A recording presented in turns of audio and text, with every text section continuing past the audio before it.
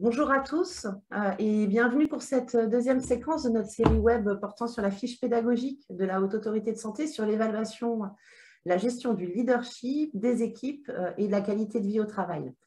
Alors, vous êtes plus de 70 inscrits aujourd'hui, parfois connectés à plusieurs sur un même site. Vos profils sont pluriels, directeur des soins, président de CME, cadre, professionnel de la qualité, responsable RH et sincèrement, nous nous en félicitons.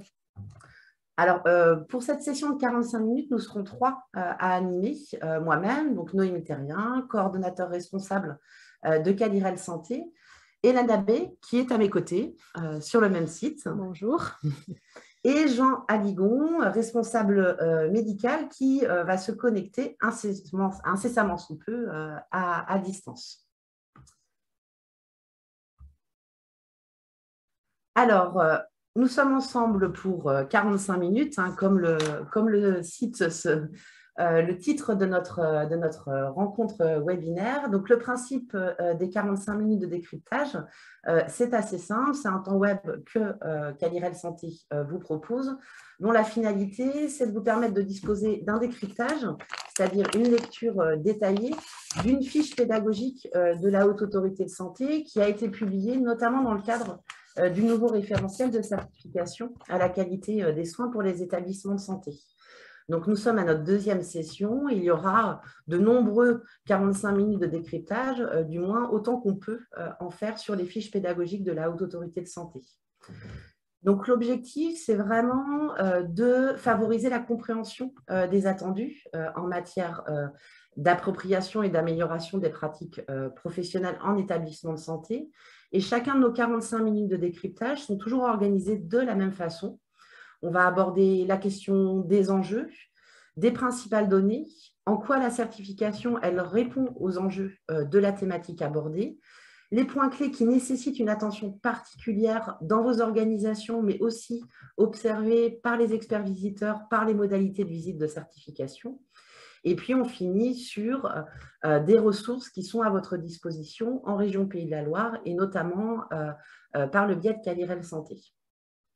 Alors, chaque 45 minutes est enregistré et disponible sur notre chaîne YouTube à l'issue des sessions, donc le lendemain ou surlendemain, ce qui peut vous permettre de le partager et d'utiliser comme une ressource de communication et de sensibilisation auprès des professionnels de vos structures. Pour votre information, le premier webinaire sur l'évaluation de la prise en charge médicamenteuse, il est d'ailleurs déjà disponible sur notre chaîne YouTube et sur la page dédiée de notre site Internet, ainsi que la foire aux questions associée à chaque webinaire.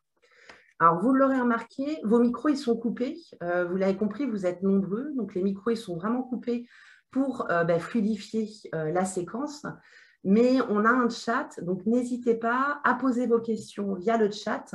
Les questions, si elles n'ont pas de réponse pendant les 45 minutes, elles permettront d'alimenter la foire aux questions qui vous sera adressée dans les suites du webinaire. Donc, nous sommes ravis de passer ces 45 minutes avec nous et nous sommes rassurés puisque Jean vient de nous rejoindre. Alors, cette fiche pédagogique de la Haute Autorité de Santé, donc on est bien sur l'évaluation de la gestion du leadership, des équipes et de la qualité de vie au travail. Donc, cette fiche pédagogique, d'emblée, elle repose quelques éléments de définition concernant son périmètre. En effet, la volonté des contributeurs du nouveau référentiel a été de renforcer la place du leadership, notamment de la gouvernance, du fonctionnement de l'équipe et des questions de qualité de vie au travail, comme des composantes essentielles aux questions de qualité des soins et de sécurité des patients, et ceci au même titre que les pratiques professionnelles.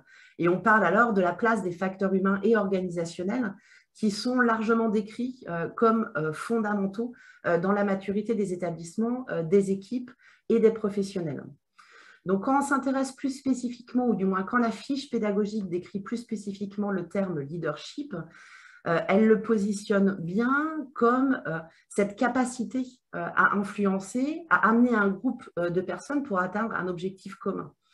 Donc, ça veut dire quoi? Ça veut dire que le leadership, il ne se résume pas à un individu, mais il se résume bien à la façon dont un groupe, les mécanismes de fonctionnement du groupe, pour permettre d'atteindre ces objectifs qui sont partagés au sein du groupe. Donc, on va s'intéresser au fonctionnement, à l'atteinte des objectifs dans le leadership. La notion d'équipe aussi, elle est essentielle, parce qu'il est vrai qu'on peut parfois assimiler la notion d'équipe à une unité ou un service. Là, le positionnement de l'équipe tel qu'il est décrit dans le référentiel, il est vraiment organisé, posé à l'échelle d'un groupe de professionnels qui vont coopérer, s'articuler dans le cadre de la prise en charge d'un patient. Donc, ça ne se résume pas à une unité ou un service. On est bien sur une approche qui permet de collaborer ensemble dans le cadre de la prise en charge d'un patient. Donc, une équipe, elle peut être commune à 2 unités ou plusieurs services à partir du moment où sa coopération elle est nécessaire dans la prise en charge d'un patient.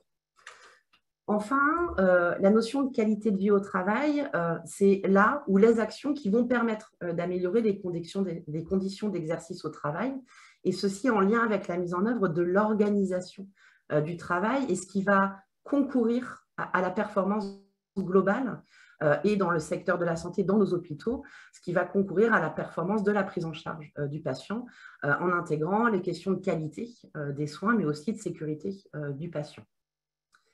Ces éléments de définition, ils sont importants dans cette fiche pédagogique et on ne peut pas aujourd'hui, à l'heure où on organise ce 45 minutes de décryptage, ne pas faire le lien avec cette fiche pédagogique et le guide, le récent guide qui a été publié en août 2021, Mieux manager pour mieux soigner, dans le cadre du Ségur de la santé, avec le concours du professeur Olivier Clarisse, et qui a été diffusé aux établissements cet été, en août 2020, et qui positionne vraiment ces approches comme des déterminants majeurs de la qualité de vie au travail et de la qualité des soins.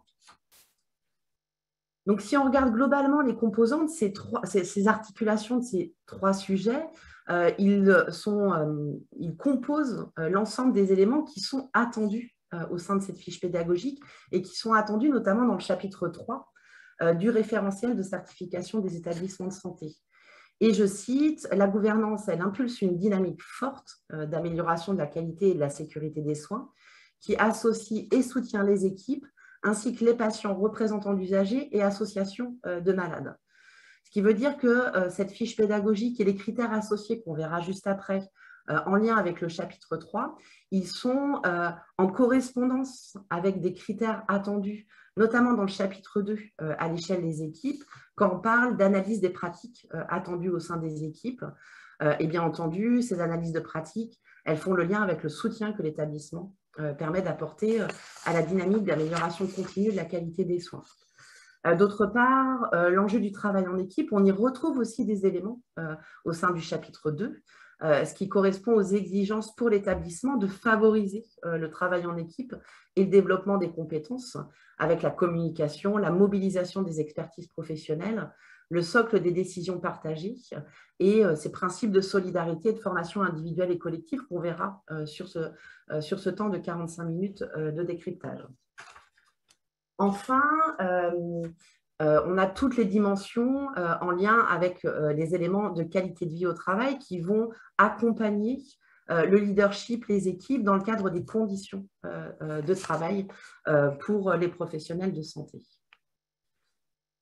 Alors, sur cette fiche pédagogique, on retrouve principalement des données en lien avec les événements indésirables graves associés aux soins et une notion de facteur équipe, puisque l'étude ENEIS 2, qui date de 2009, nous indique que un petit peu plus de 6 événements indésirables graves associés aux soins surviendraient pour 1000 journées d'hospitalisation, et parmi ceux-ci, on a un tiers qui serait évitable.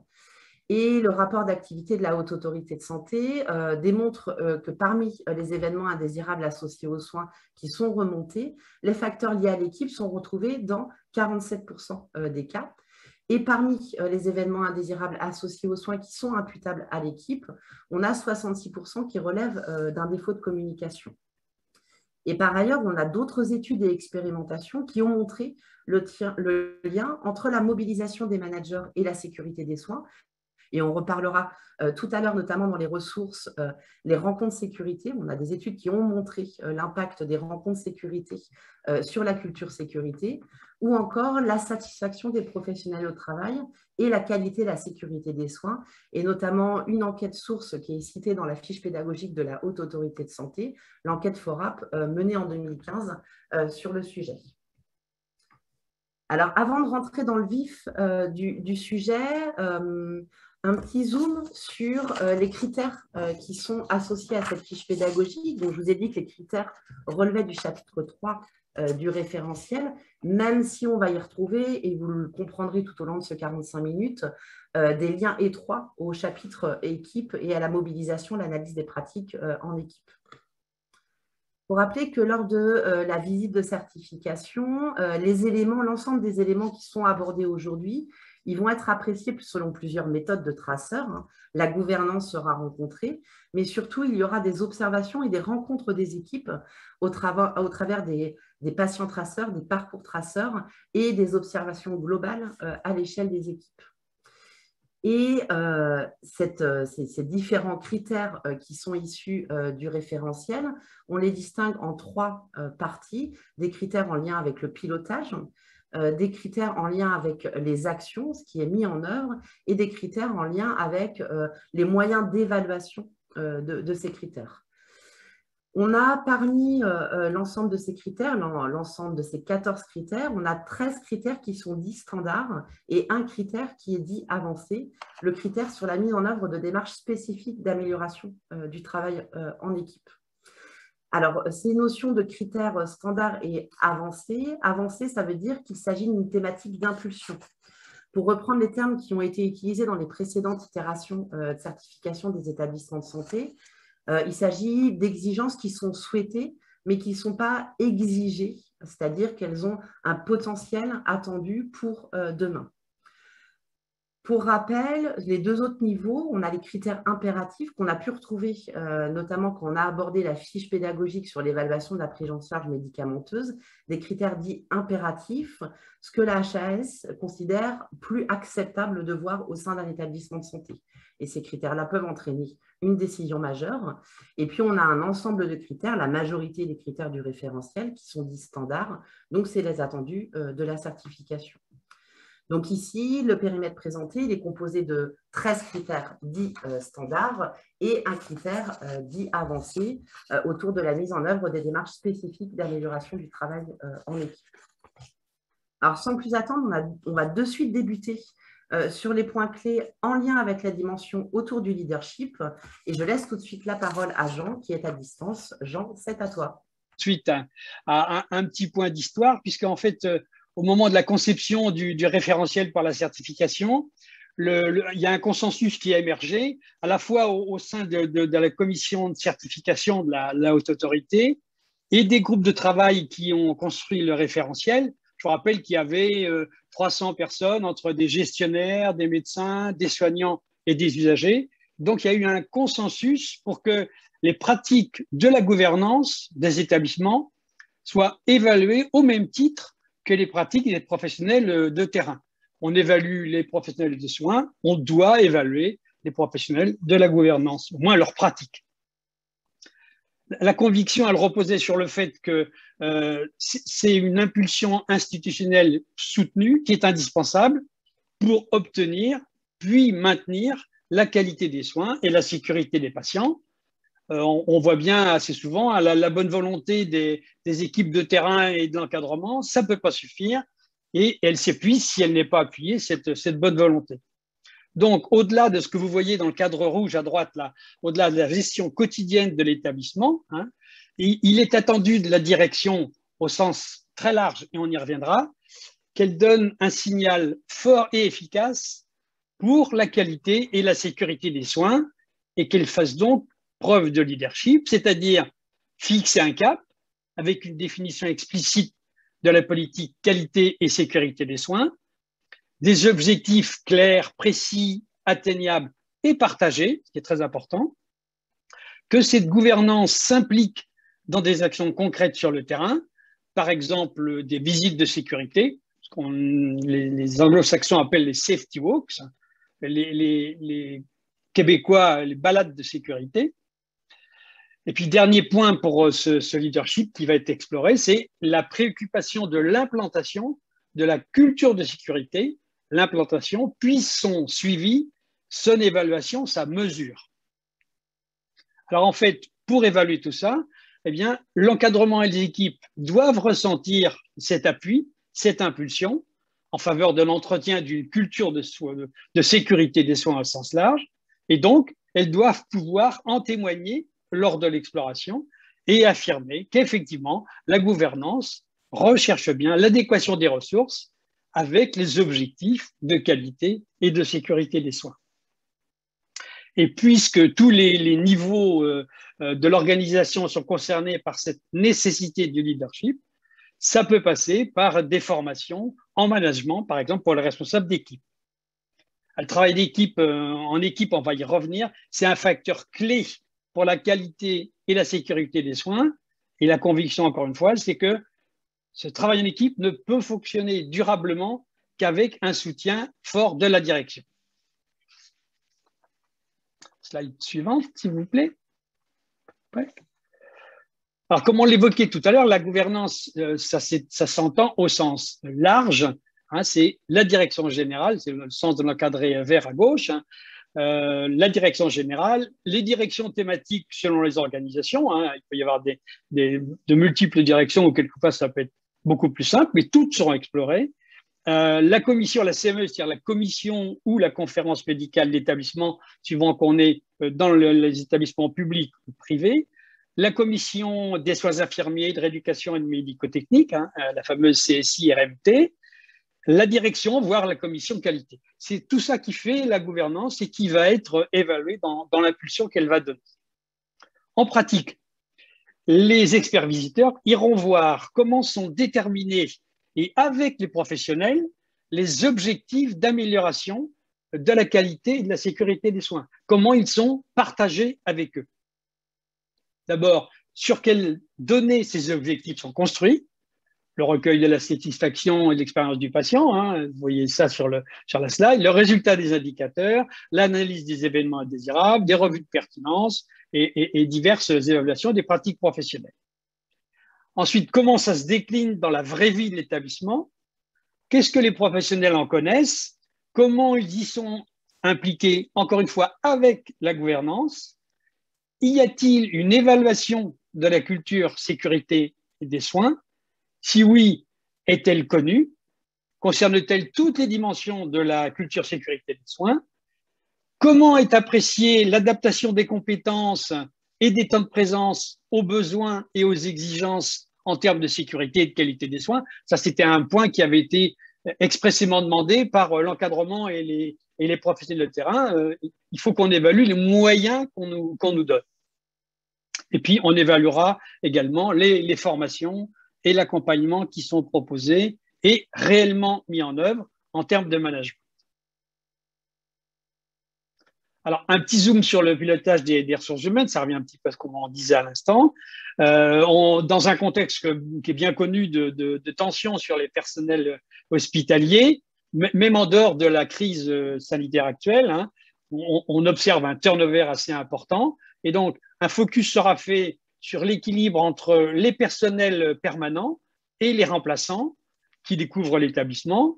Alors, quelles dispositions transitoires sont mises en œuvre en termes d'heures supplémentaires, d'intérim, de réduction d'activité, de mode dégradé pour sécuriser les activités? Et puis, quelles informations, quel encadrement sont institués à destination des professionnels remplaçants pour qu'ils accomplissent leur activité? Voilà. Je pense qu'on allait terminer. Je vais passer la parole.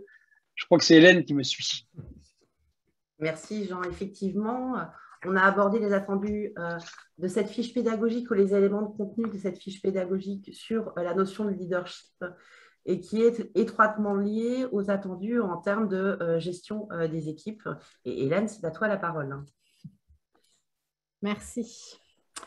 Alors, l'établissement favorise le travail en équipe et le développement des compétences. Donc, ça, c'est l'objectif 3.4 du manuel de certification des établissements de santé. Mais en fait, au-delà de ça, hein, comme l'a dit Noémie tout à l'heure, le développement du travail en équipe, c'est vraiment l'un des enjeux en matière de qualité et de sécurité des soins aujourd'hui. Donc, l'équipe, ça a été défini en début de séance, c'est un groupe de professionnels qui s'engagent à travailler ensemble autour d'un projet commun centré sur le patient. Et cette équipe, elle va se composer de professionnels qui ont des compétences complémentaires dont le patient a besoin. Alors, tout d'abord, on voulait attirer votre attention sur le périmètre que peut avoir une équipe au sens... en général. Donc, l'équipe, elle peut être dimensionnée soit à l'échelle d'une entité fonctionnelle, par exemple, l'équipe d'une unité fonctionnelle de gastro-entérologie, toute catégorie professionnelle confondue, mais elle peut également, en fait, être dimensionnée au sens élargi si on considère, en fait, la prise en charge d'un patient tout au long de son parcours, par exemple. Les professionnels donc compétents de cette UF de gastro, mais également ceux du bloc opératoire ou du plateau technique où sont réalisées les endoscopies digestives et également les brancardiers qui vont s'occuper des transferts de patients. Donc, cette équipe, quel que soit son dimensionnement et son périmètre, c'est vraiment le niveau de mise en œuvre opérationnelle des priorités en matière de qualité et de sécurité des soins. C'est là que les actions se réalisent. Et l'équipe, c'est vraiment un puissant facteur de sécurisation des soins par ses capacités d'adaptation et de récupération des erreurs. Par exemple, une infirmière peut alerter sa collègue sur ce qu'elle s'apprête à injecter ou sur ce qu'elle est en train de préparer. Et du coup, elle peut récupérer une erreur, voire un accident associé aux soins. Et dans cette fiche pédagogique, c'est vraiment le terme de clé de voûte qui est utilisé. Donc, de fait, l'établissement se doit d'impulser, favoriser et soutenir le travail en équipe pour assurer la qualité et la sécurité des soins, mais aussi pour améliorer la qualité de vie au travail et puis pour améliorer en fait sa performance au sens large. Et donc, ça fait vraiment partie du leadership dont doit faire part la gouvernance et qui a été présenté par Jean sur les diapositives précédentes. Donc, le critère 3 pour répondre à cet objectif, il concerne tous les établissements et comme l'a dit Noémie, un de ces critères qui est un critère avancé, c'est la gouvernance, impulse et soutien des démarches spécifiques d'amélioration du travail en équipe et on y reviendra tout à l'heure sur une autre diapositive. Alors, il y a 2 autres critères qui sont la gouvernance, impulse et soutien de travail en équipe et les connaissances et les compétences individuelles et collectives des équipes sont assurées. Donc, en effet, la performance de l'équipe, ça va reposer sur les compétences des professionnels, que ces compétences soient techniques ou non techniques et la gouvernance, elle doit veiller à l'acquisition mais aussi au maintien de ces compétences via la formation continue et le développement professionnel continu. Et il faut savoir que dans le développement professionnel continu, il y a des orientations prioritaires pour tous les professionnels de santé qui concernent le travail en équipe. C'est les orientations transversales intitulées « Garantir la qualité, la sécurité et la pertinence des soins ». Bien la diapositive suivante, s'il te plaît. Alors, comment tous ces critères vont être évalués par les experts visiteurs? C'est de l'audit système pour ces 3 critères. Alors, ce qui fait équipe, c'est l'engagement dans un projet commun, porteur de sens, dont les objectifs sont connus. C'est ce qu'on vous a spécifié dans la bulle verte. Et donc, pour apprécier de quelle manière l'établissement soutient et favorise le travail en équipe, eh bien, les experts visiteurs iront voir d'abord s'il existe des espaces collectifs et des démarches d'amélioration pour le travail en équipe. Est-ce que ça, c'est en place, en fait, dans l'établissement? Donc, par exemple, est-ce qu'il existe au sein des équipes des moments dédiés qui vont faciliter les discussions ouvertes, comme des séances de briefing, de débriefing, des staffs, des espaces de management visuel ou alors des projets qui vont impliquer les membres de l'équipe et puis tout ce qui relève des réunions d'évaluation de pratiques professionnelles, des comités de retour d'expérience, des RMM. Ils vont regarder s'il y a aussi d'autres espaces-temps indispensables à la vie de l'équipe ou des échanges directs entre les membres de l'équipe. Ils vont aussi aller voir si l'enjeu de la communication entre les professionnels est bien pris en compte. Donc, par exemple, est-ce qu'on a le déploiement d'outils spécifiques pour la communication, comme l'outil SAED ou des séances de briefing, débriefing? Et est-ce qu'il y a également des programmes de formation spécifiques, par exemple la communication interprofessionnelle? Ils vont aussi aller voir si la synchronisation des temps médicaux et paramédicaux permet le travail en équipe et le bon partage d'informations. Donc, comment sont organisés les temps de transmission? Quels sont les temps partagés entre les équipes? Et ces temps sont-ils suffisants? Et s'ils ne sont pas suffisants, quelles sont les solutions organisationnelles qui sont mises en œuvre? Des fois, avec les nouvelles modalités organisationnelles, on n'a pas de temps de chevauchement en fait, entre les équipes. Et puis, il sera également porté une attention particulière à la manière dont l'établissement pilote en continu l'adéquation des compétences des équipes au regard de leur mission. Donc, comment il s'assure de cette bonne adéquation et quand l'adéquation n'est plus assurée, comment ça se passe? Est-ce qu'il y a une adaptation de l'activité, une suppression de l'activité, des renforts, de la formation, etc. Et puis, ils vont apprécier aussi, les experts visiteurs, l'engagement de l'établissement dans le développement des compétences techniques, mais aussi des compétences non techniques des professionnels qui sont indispensables à la sécurité des soins. Donc, qu'est-ce qui existe comme programme de formation pour les professionnels dans l'établissement? Par exemple, la gestion des conflits, la gestion du stress, mieux communiquer, etc. Et puis, je veux bien l'autre diapo, s'il te plaît. On vous a dit qu'il y avait un critère spécifique. Et donc, c'est la gouvernance, impulse et soutien des démarches spécifiques d'amélioration du travail en équipe. Donc, ça, c'est les exigences de demain. C'est un critère avancé. Mais ça sera regardé toutefois. Donc, ces démarches spécifiques dans le manuel, enfin dans le référentiel, pardon, s'attachent particulièrement aux compétences non techniques. Alors, notamment, sont cités de façon explicite le programme PACT de la HAS ou l'accréditation en équipe, et qui évalueront donc ces compétences non techniques de communication, de soutien mutuel, d'évaluation des situations, de leadership. Et puis, il y aura aussi un regard sur les travaux spécifiques sur la synchronisation des temps médicaux et paramédicaux. Et on vous a mis sur cette slide la référence du guide ANAP, où il y a des exemples qui sont donnés de ces travaux spécifiques de synchronisation pour éviter que l'organisation soit le résultat de l'empilement de plusieurs agendas individuels, mais qui est vraiment une fluidité dans l'organisation et le flux des patients. Donc, ça peut être, par exemple, des travaux sur la formalisation de l'organisation de la visite médicale, que l'infirmière ne soit pas en train de défaire les pansements quand l'interne n'est toujours pas là, ou de synchronisation au bloc opératoire pour éviter les retards au démarrage, donc que l'opérateur arrive en même temps que l'équipe paramédicale et pas 1h30 après, ou les temps inter-intervention. Et ça peut être également anticiper les congés, par exemple. Donc, voilà pour ces critères spécifiques et je vais repasser la parole à Noémie. Alors, pendant que je jappe la parole, n'hésitez surtout pas, on va probablement avoir un petit peu de temps pour répondre à quelques-unes de vos questions. Donc, n'hésitez pas à poser vos questions sur le chat pour qu'on puisse les récupérer et puis les partager auprès de l'ensemble des participants. Alors, je n'allais pas dire sans transition, parce que c'est vrai que quand on parle de questions de travail en équipe et quand on connaît les équipes qui se sont engagées dans des démarches d'amélioration de leur fonctionnement en faveur de la qualité des soins et de la sécurité des patients, ont émergé naturellement et implicitement les enjeux autour des questions de qualité de vie au travail. Et c'est pourquoi la HAS a bien entendu positionné ces notions de qualité de vie au travail comme un des piliers autour des fondamentaux, de la clé de voûte, telle que l'expliquait Hélène, autour des questions de qualité et sécurité des soins. Donc, sur cette fiche pédagogique, on y retrouve les éléments de critères qui correspondent aux critères 3.5.1 et 3.5.2 du référentiel, où il est attendu que les professionnels soient impliqués dans une démarche de qualité de vie au travail et que cette démarche soit impulsée par la gouvernance. Le principe qui est retenu par la Haute Autorité de Santé, c'est que l'établissement initie et soutient les démarches de qualité de vie au travail qui sont ancrées sur le terrain. Donc concrètement, ça veut dire que l'établissement, la gouvernance de l'établissement, elle impulse les démarches, elle les soutient et elle laisse à la main des équipes, dans un cadre défini, la mise en œuvre des démarches de qualité de vie au travail.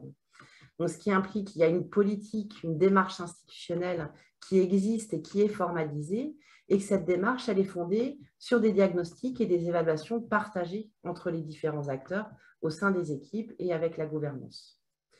Et il est attendu que cette politique et cette démarche, elles soient connues de l'ensemble des parties prenantes. Donc, une politique qualité de vie suivie, évaluée, et organisée en concertation avec les professionnels et leurs représentants. L'objectif, il est bien de prendre soin des salariés, de concilier l'amélioration des conditions de vie au travail pour les salariés et ceci sans être dissocié de la performance collective de l'établissement. L'optique finale étant que la qualité des soins et la sécurité des patients. Donc, on va avoir un enjeu d'allier cette qualité de vie au travail et cette qualité de soins avec une démarche qui implique vraiment tous les acteurs et qui mobilise l'expérience des professionnels. Donc, dans les éléments d'observation, on va regarder, les experts visiteurs vont regarder s'il existe des espaces de discussion sur le travail et son organisation. Donc là, on peut facilement faire le lien sur les espaces type des staffs, mais aussi des démarches de type RMM, en tout cas des lieux, des espaces d'échange où l'on parle du travail, de son organisation et de l'impact sur la qualité de vie au travail et la qualité et la sécurité des soins. Les experts visiteurs vont aussi regarder le pouvoir d'agir des professionnels sur l'organisation de leur travail, notamment leur capacité à proposer, à mettre en œuvre, à suivre des actions en lien avec les organisations du travail. Il sera observé aussi le soutien, la confiance qui est accordée au collectif de professionnels et puis l'implication des instances représentatives du personnel dans la politique et la mise en œuvre des démarches, avec bien entendu le suivi et l'évaluation de la démarche. Et ces principes de QVT, ils sont décrits dans la fiche pédagogique, dans les attendus de la Haute Autorité de Santé, sur plusieurs aspects, la subsidiarité, le pouvoir d'agir, le droit à l'erreur, le décloisonnement et le pluriprofessionnalisme.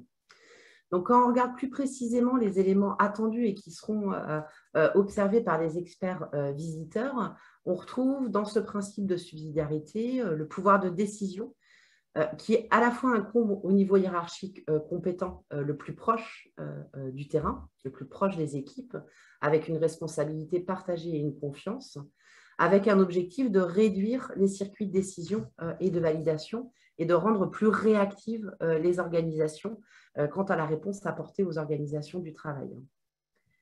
Le deuxième principe, c'est le pouvoir d'agir. Donc, on y retrouve la capacité à proposer des solutions opérationnelles, comme je citais précédemment, la force de proposition des équipes, des encadrements, et la participation collective à l'organisation du travail au regard des contraintes existantes du secteur.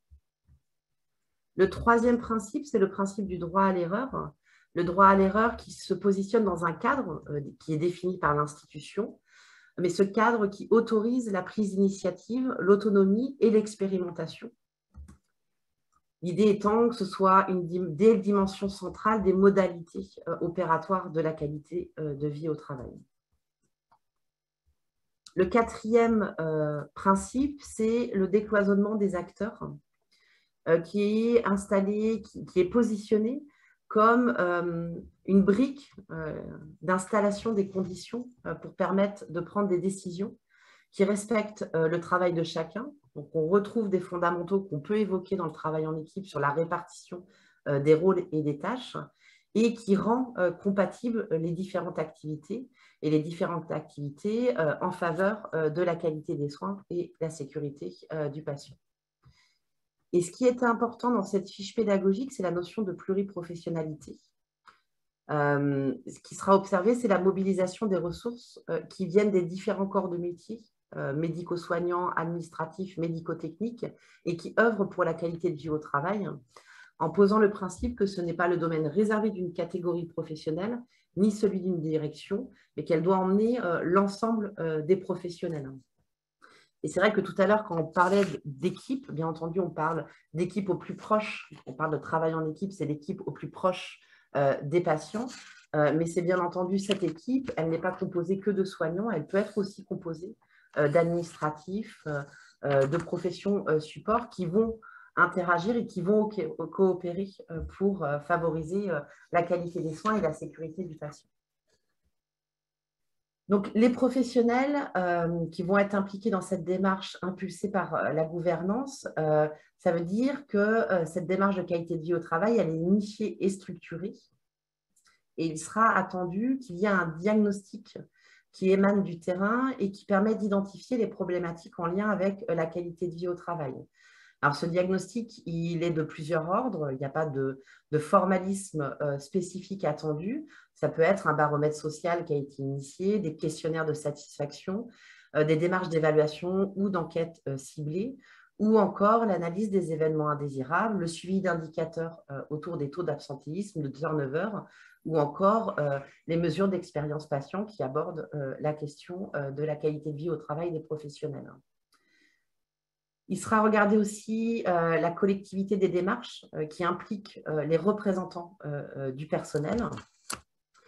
Une démarche qui est connue de tous, quel que soit son niveau dans l'établissement, et l'existence d'espaces de discussion et d'élaboration collective, que ce soit à l'échelle institutionnelle, mais aussi à l'échelle des équipes, et ces espaces de discussion qui soient centrés sur les questions du travail et de son amélioration.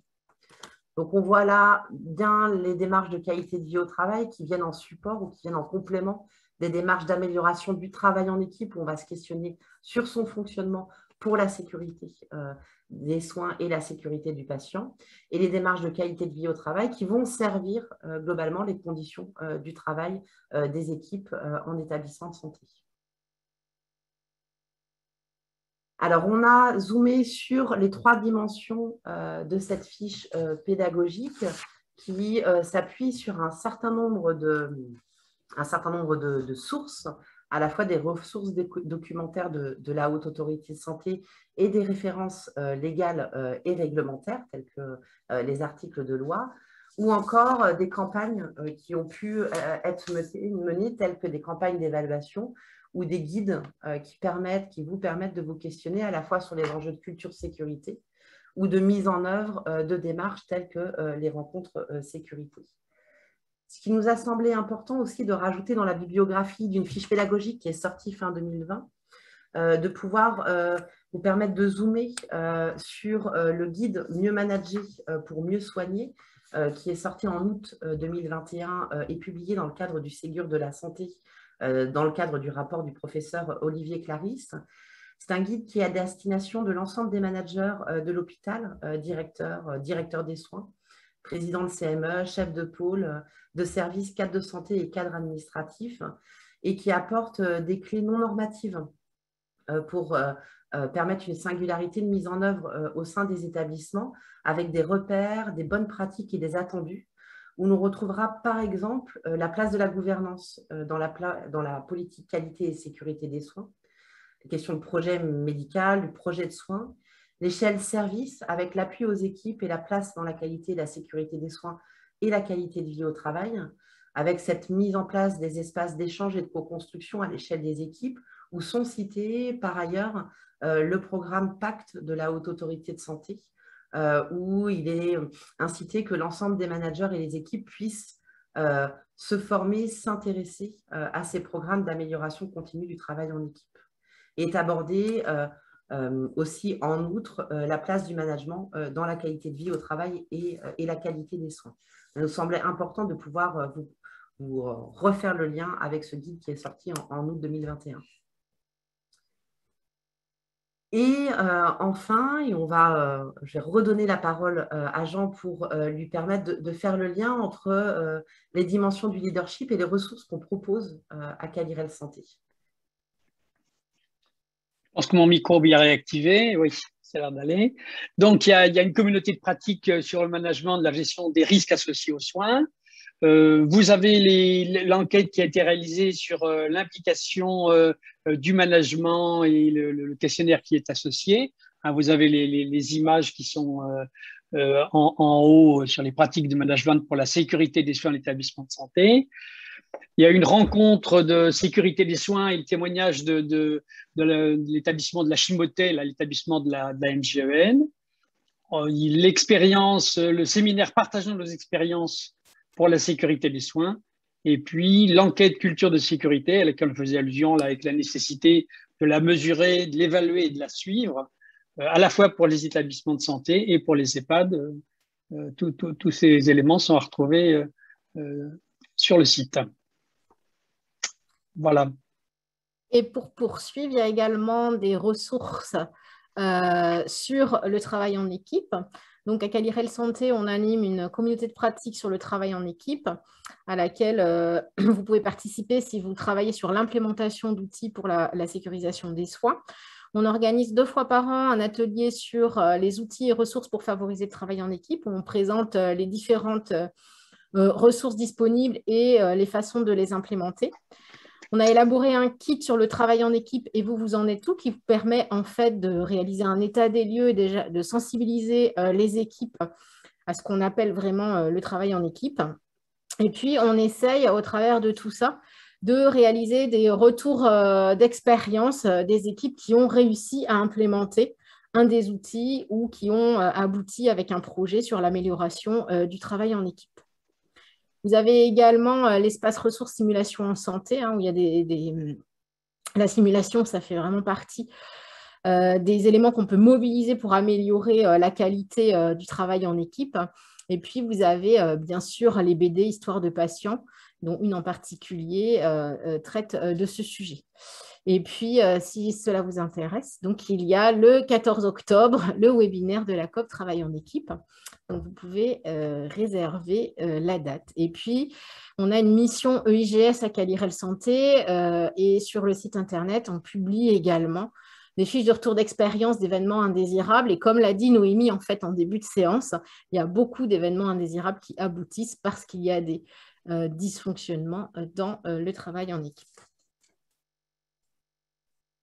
Et Véronique Pouzet, merci Véronique, nous a rappelé à notre bon souvenir qu'effectivement, on a notre projet de recherche impact qui s'intéresse au sujet des interruptions de tâches et du travail en équipe. Et Isabelle, on reviendra juste avant de clôturer la session sur la question postée parce que je pense que c'est une question effectivement essentielle.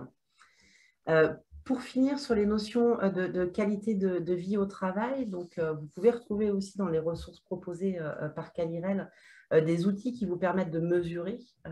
On a parlé tout à l'heure, Jean a parlé tout à l'heure de la culture sécurité, qui peut être quelque part aussi une mesure qui alimente les questions de qualité de vie au travail. Et on propose aussi des enquêtes sur la mesure de la satisfaction des professionnels de santé au travail, qui vous permet de diffuser l'enquête en ligne et de pouvoir disposer de rapports. On a aussi des retours d'expérience témoignages, notamment un retour d'expérience de lycéo René Gauduchot sur un de nos séminaires où ils avaient amorcé tout un travail sur l'expérimentation PACT et un lien extrêmement étroit sur les notions de qualité de vie au travail, qui est très intéressant à écouter et pouvoir s'en inspirer. Et sur les notions de qualité de vie au travail, bien entendu, il y a toutes les productions de l'ANACT ou l'ARACT en région sur l'Agence régionale de l'amélioration des conditions de travail, où il y a eu beaucoup de productions de fait en lien avec la Haute Autorité de Santé. Et pour les structures qui adhèrent à Calirel Santé, on a un partenariat très fort avec le Mouvement français pour la qualité et le management, où vous pouvez participer notamment à des temps d'échange, de co-développement, de réflexion dans le cadre du MFQM, qui ont un axe de travail 2021 et 2022 très axé sur l'amélioration des conditions de travail et les questions de qualité de vie au travail. Alors, bien entendu, il s'agit de ressources pour vous inspirer, pour vous aider à réfléchir sur le sujet, sensibiliser, communiquer auprès des professionnels. Mais bien entendu, sur ces sujets-là, leadership, travail en équipe et qualité de vie au travail, le principe important, c'est la singularité et l'adaptation au contexte de votre établissement.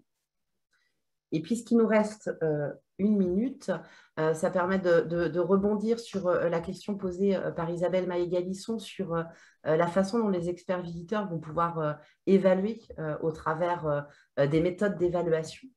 Donc, on posera spécifiquement la question au niveau de la Haute Autorité de Santé, mais ce qu'on peut dire, c'est que la visite étant axée beaucoup sur la rencontre des équipes, il n'y aura pas de rencontre thématique. Et ce sujet-là, ces 3 sujets-là, seront abordés de façon implicite à chaque rencontre, que ce soit à l'échelle de la gouvernance, à l'échelle des équipes et même lors des rencontres avec les patients, lors des patients traceurs. Donc, c'est vraiment, on parlait de clé de voûte. En fait, cette fiche pédagogique et les attendus autour du leadership, du travail en équipe et de la qualité de vie au travail seront observés, questionnés sur chacun des temps d'observation des experts visiteurs. Donc, on pourra demander explicitement plus de détails à la Haute Autorité de Santé. Et en tout cas, dans les éléments de présentation et d'échange qu'on a pu avoir avec eux, on est vraiment sur quelque chose de complètement implicite à la visite de certification. On arrive à exactement 17h45. Donc, les 45 minutes sont écoulées. On vous remercie sincèrement du grand nombre de participants. On vous donne rendez-vous pour notre 3e séquence le jeudi 23 septembre, 17h pétante, pour 45 minutes où on fera un décryptage de la fiche pédagogique sur l'évaluation de la culture de la pertinence et du résultat, où on abordera à la fois les éléments de cette fiche pédagogique et on a souhaité notamment sur ce sujet aller un petit peu plus loin pour donner des billes opérationnelles auprès des participants. Bon, merci de votre participation et on vous dit à très bientôt. On laisse le chat ouvert encore 5 à 10 minutes. À très vite.